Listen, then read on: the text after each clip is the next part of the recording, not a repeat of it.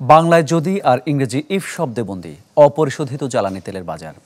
যদি মধ্যপ্রাচ্য শান্ত না হয়, যদি ইরানে জ্বালানি ক্ষেত্রে হামলা চালায় ইসরায়েল, যদি তেল আবিবে আবারও চতুর্দিক থেকে হামলা হয়, একের পর এক যদির মাঝে তেলের বাজার কিছুটা চড়া, যদিও দাম এখনও রেকর্ড ছুঁতে পারেনি।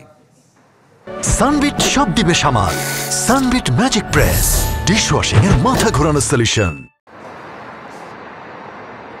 মধ্যপ্রাচ্যের অস্থিরতা নতুন কোনো বিষয় নয় বিশ্ববাসীর কাছে।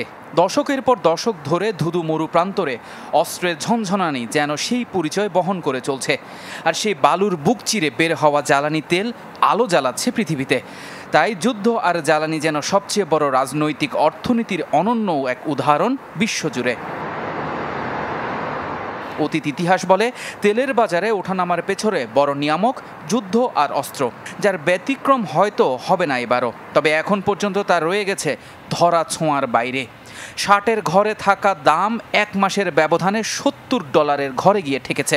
দামের উল্লম্ফন নিয়ে নানা মুনির নানা মত থাকলেও এখন পর্যন্ত থমকে কিংবা পুরোপুরি বিপর্যস্ত হয়নি তেলের বাজার।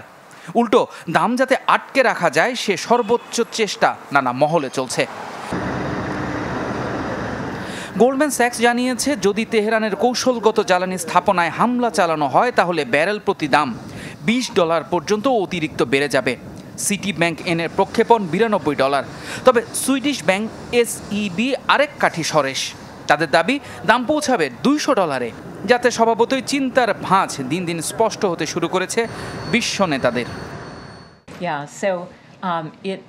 ভূকৌশলগত পদক্ষেপ আমরা নিব। বাজারে তেলের সরবরাহ পর্যাপ্ত থাকছে। আশা করছি দামের উপর বড় ধরনের চাপ আসবে না।